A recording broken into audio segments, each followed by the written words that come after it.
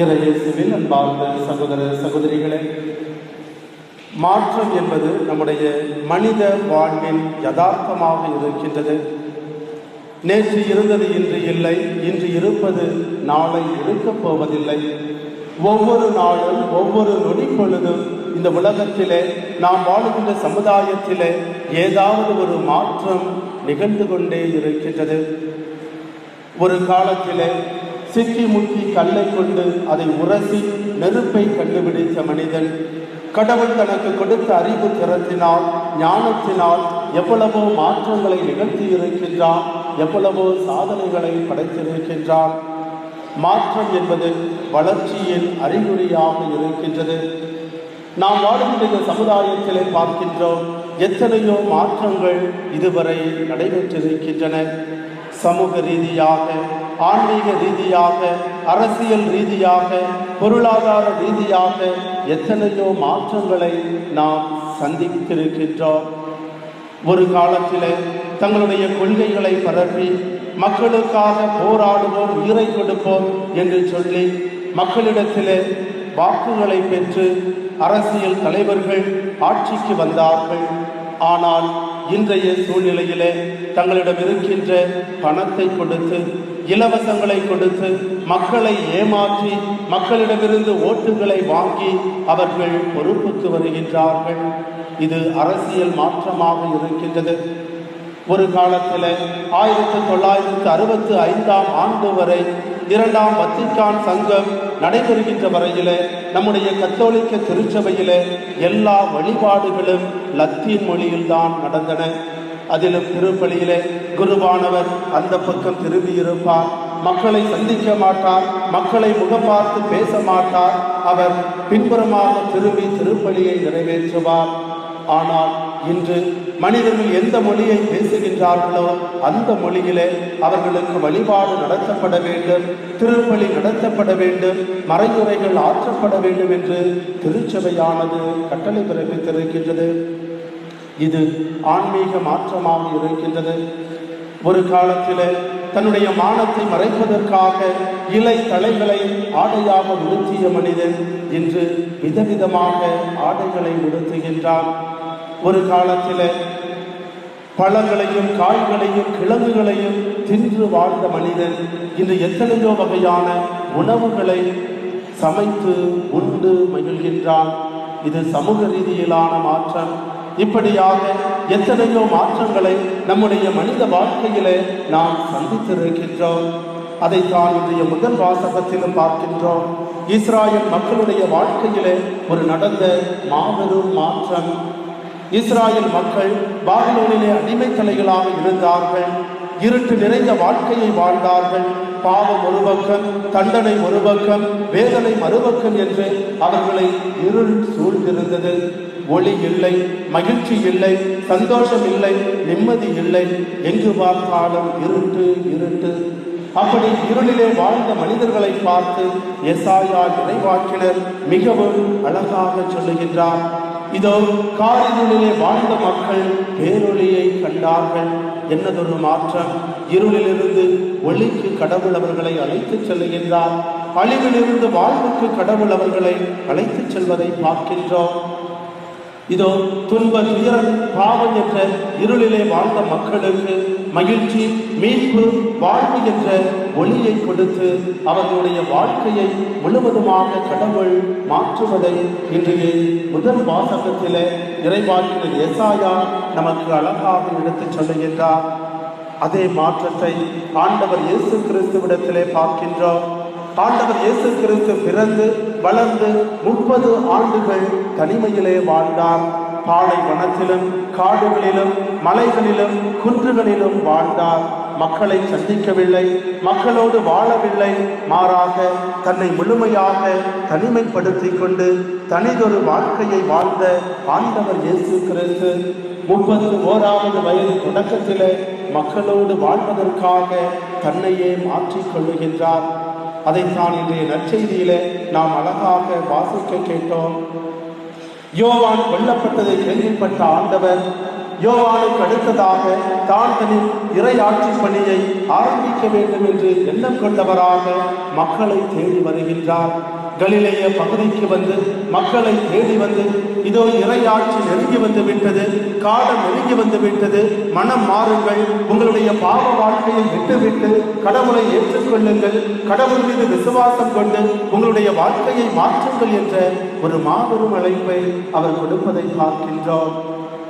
தன்னுடைய வாழ்வை மாற்றிக்கொண்ட ஆண்டவர் இயேசு கிறிஸ்து மக்களோடு மக்களாக வாழ வேண்டும் என்று விரும்பிய ஆண்டவர் இயேசு கிறிஸ்து தன்னுடைய பணியை நல்ல முறையில் செய்வதற்கு ஒரு துணையாகவும், தன்னுடைய இறப்புக்கு பின்பாக தன்னுடைய இறையாட்சி பணியை கட்டி எழுப்புவதற்காகவும் சீடர்களை தேர்ந்து கொண்டதையும் இன்றைய நற்செய்தி வாசகத்திலே நாம் பார்க்கின்றோம். ஆமன்பார்ந்த சகோதர சகோதரிகளே, முதல் 4 சீடர்களை ஆண்டவர் அழைக்கின்றார். ஆண்டவர் இயேசு அழைக்கின்ற பொழுது அவர்கள் மீன்களை பிடிப்பவர்களாக இருந்தார்கள். வலைகளை பழுது பார்ப்பவர்களாகவும், கடலுக்குள் சென்று மீன்களை பிடித்து தங்களுடைய வாழ்க்கையை நகர்த்துகின்றவர்களாகவும் இருந்தார்கள். அப்படிப்பட்ட அந்த மனிதர்களை ஆண்டவர் இயேசு கிறிஸ்து மாற்றுகின்றார். எப்படி மாற்றுகின்றார்? மனிதர்களை பிடிப்பவர்களாக. இதுவரை நீங்கள் மீன்களை பிடித்தது போதும், இனிமேல் இறை ஆட்சிக்காக, விண்ணரசுக்காக, கடவுளுக்காக மனிதர்களை தேடி பிடியுங்கள். மனிதர்களை கடவுளிடத்திலே அழைத்து வாருங்கள். வலை வீசுங்கள், உலகம் முழுவதும் வலை வீசுங்கள். இந்த உலகம் முழுவதுமே உங்களுக்காக கொடுக்கப்பட்ட ஒரு சமுத்திரமாக இருக்கின்றது. அந்த சமுத்திரத்திலே வாழுகின்ற மீன்களாகிய மக்களை பிடியுங்கள், பிடித்து கொண்டு வாருங்கள், இறை ஆட்சிக்குள் கொண்டு வாருங்கள், விண்ணரசுக்குள் கொண்டு வாருங்கள், கடவுளுக்குள் கொண்டு வாருங்கள், அவர்களுடைய வாழ்க்கையை மாற்றுங்கள் என்று அந்த சீடர்களுக்கு அழைப்பு கொடுப்பதை பார்க்கின்றோம். அந்த சீடர்களும் ஆண்டவர் இயேசு கிறிஸ்துவுடைய அழைப்பை ஏற்றுக்கொண்டு தங்களுடைய வாழ்க்கையை முழுமையாக மாற்றி கடவுளுக்காக உழைக்கின்றவர்களாக, இறையாட்சியை கட்டி எழுப்புகின்றவர்களாக, கடவுளுக்காக ஆள் சேர்க்கின்ற அந்த ஒரு மாபெரும் பணியை செய்து அதற்காக தங்களுடைய உயிரையும் தியாகம் செய்ததை அப்போஸ்தலர்களின் பணி புத்தகத்திலே நாம் வாசிக்கின்றோம். ஆமன்பார்ந்த சகோதர சகோதரிகளே, உண்மையான மாற்றம் இருக்கின்ற பொழுது அங்கு வளர்ச்சி இருக்கின்றது. இந்த சீடர்கள் தங்களுடைய வாழ்க்கையை மாற்றிக்கொண்டு கடவுளை மையமாக வைத்து கடவுளுக்காக இறையாட்சி பணியை கட்டியெழுப்ப வேண்டும் என்ற துடிப்போடு செயல்பட்ட காரணத்தினால் திருச்சபையானது இன்று வளர்ச்சியை அடைந்திருக்கின்றது. ஒரு மாபெரும் வளர்ச்சி. ஆழ மரத்தை போல பல நாடுகளிலே விழுதுகளை பரப்பி இந்த திருச்சபையானது இன்று வளர்ந்து எல்லா மக்களையும் கிறிஸ்தவர்களாக மாற்றுகின்ற பணியிலே, எல்லா மக்களையும் விண்ணரசுக்குள் கொண்டு வருகின்ற பணியிலே ஈடுபட்டு கொண்டிருப்பதற்கு காரணம் இந்த சீடர்களுடைய வாழ்க்கையின் மாற்றம், அவர்களுடைய மனம் மாற்றம் வளர்ச்சியை கொடுக்கின்றது, மாற்றம் ஆசீர்வாதத்தை கொடுக்கின்றது, மாற்றம் இறை அருளை கொடுக்கின்றது. அதைத்தான் விவிலியம் முழுவதும் நமக்கு சுட்டிக்காட்டுகின்றது. மனிதர்கள் எப்பொழுது மனம் மாறினார்களோ அன்றே அவர்களுக்கு இறைவனுடைய ஆசீர்வாதம் கிடைத்ததை பார்க்கின்றோம். சக்கேயு பாவியாக இருந்த மனிதன் கடவுளை தேடி கண்டடைந்த பின்பு தன்னுடைய வாழ்க்கையை மாற்றுகின்றான். தன்னுடைய மனதை மாற்றிக்கொண்டு பாவ வாழ்க்கையை விட்டுவிட்டு நான் யாரெல்லாம் ஏமாற்றினேனோ அவர்களுக்கெல்லாம் என்னுடைய சொத்திலே 4 மடங்கு கொடுப்பேன் என்று சொல்லி அவன் கொடுத்து தன்னுடைய மனமாற்றத்தை காட்டிய பொழுது ஆண்டவர் சொன்ன வார்த்தை, இன்று இந்த வீட்டிற்கு மீட்பு உண்டாயிற்று. ஆமன் பார்ந்த சகோதர சகோதரிகளே, மனமாற்றம் இருக்கின்ற பொழுது அங்கு மீட்பு உண்டு. மனமாற்றம் இருக்கின்ற பொழுது அங்கு இறைவனுடைய பிரசன்னம் இருக்கின்றது. மனமாற்றம் இருக்கின்ற பொழுது இறைவனுடைய அளப்பரிய ஆசீர்வாதம் கிடைக்கின்றது. அன்பார்ந்த சகோதர சகோதரிகளே, அந்த 4 சீடர்களுக்கு கொடுத்த அந்த அழைப்பை ஆண்டவர் இயேசு கிறிஸ்து இன்று உங்களுக்கு எனக்கு கொடுத்திருக்கின்றார். கிறிஸ்தவர்களாக வாழுகின்ற அழைப்பு, இறை வார்த்தையை எடுத்துச் சொல்லுகின்ற அழைப்பு, இறைவனுக்காக மக்களை கூட்டிச் சேர்க்கின்ற அழைப்பு, இறை ஆட்சியை கட்டி எழுப்புகின்ற அழைப்பு, விண்ணரசை இந்த மண்ணுலகிலே கட்டி இறையாட்சி பணியை செய்கின்ற ஒரு மாபெரும் அழைப்பை ஆண்டவர் இயேசு கிறிஸ்து இந்த உங்களுக்கு எனக்கு கொடுத்திருக்கின்றார். ஆண்டவரிடமிருந்து அழைப்பை பெற்ற மக்களாகிய நாம் அந்த அழைப்பை மனமாற்றத்தின் வழியாக காட்ட வேண்டும். அதிலும் சிறப்பாக இன்றைய 2வது வாசகத்திலே தூய பவுலடியார் கொரிந்தியருக்கு எழுதிய முதல் திருமுகத்திலே மிகவும் அழகாக சுட்டிக்காட்டுகின்றார். இறைவனுடைய அழைப்பை பெற்ற மக்கள் ஒற்றுமையோடு வாழ வேண்டும். இறைவனுடைய அழைப்பை பெற்று கிறிஸ்தவர்களாக வாழ அழைக்கப்பட்டிருக்கின்ற அனைவருமே எந்த விதமான பிளவுகளும் இல்லாமல், பாகுபாடும் இல்லாமல், வேற்றுமை இல்லாமல் ஒற்றுமையோடு வாழ வேண்டும். அழகாக சொல்லுகின்றார். ஒரே மனமும் ஒரே நோக்கமும் ஒரே எண்ணமும் ஒரே சிந்தனையும் கொண்ட மனிதர்களாக நீங்கள் வாழுங்கள் என்று கொரிந்திய திருச்சபைக்கு சொன்ன அதே தூய பவுலடியார் இன்று உங்களையும் என்னையும் பார்த்து சொல்வதும் அதுதான். நமக்கு தலைவர் ஒரே ஒருவர், அவர் கிறிஸ்து. நம்மை அழைத்தவர் அவர், நம்மை படைத்தவர் அவர், நம்மை மீட்டுக் கொண்டவர் அவர், நமக்காக ரத்தம் சிந்தியவர் அவர், நமக்காக உயிரை தியாகம் செய்தவரும் அவர் மட்டும்தான். அவரை மட்டுமே நாம் பின்பற்ற வேண்டும். வேறு தலைவர்களையோ வேறு கலாச்சாரத்தையோ வேற்று மொழிகளையோ நாம் பின்பற்றக்கூடாது. ஆண்டவர் இயேசு கிறிஸ்துவை தலைவராக கொண்டு அவர் போதித்த வழியிலே, உண்மையின் வழியிலே, அன்பின் வழியிலே நாம் செல்லுகின்ற பொழுதுதான் கிறிஸ்தவர்களாக வாழ முடியும் என்பதை இன்றைய 2வது வாசகத்தின் வழியாக தூய பவுலடியார் நமக்கு அழகாக சுட்டி காட்டுகின்றார். அன்பார்ந்த சகோதர சகோதரிகளே, பல நேரங்களிலே நம்முடைய அழைத்தலுக்கு புறம்பாக நாம் வாழ்ந்து கொண்டிருக்கின்றோம். கிறிஸ்தவ போதனைக்கு ஏற்றபடி வாழ்வது கிடையாது. கிறிஸ்தவர்கள் என்று சொல்லிக் கொள்ளுகின்ற நமக்குள்ளே எவ்வளவு வேறுபாடுகள் இருக்கின்றன, எவ்வளவு பிளவுகள் இருக்கின்றன. ஒற்றுமை இல்லை, சமாதானம் இல்லை, வேற்றுமையோடு வாழ்ந்து கொண்டிருக்கின்றோம். ஜாதியின் பெயரால் எத்தனையோ வேற்றுமைகள் பல இடங்களிலே பார்க்கின்றோம். தாழ்ந்த ஜாதியை சார்ந்தவர்கள் என்று சொல்லி ஒரு சில மக்களை ஒதுக்கி வைக்கின்ற கிறிஸ்தவர்கள் இருக்கின்றார்கள். ஆலயத்திற்குள்ளே அவர்களுக்கு இடமில்லை.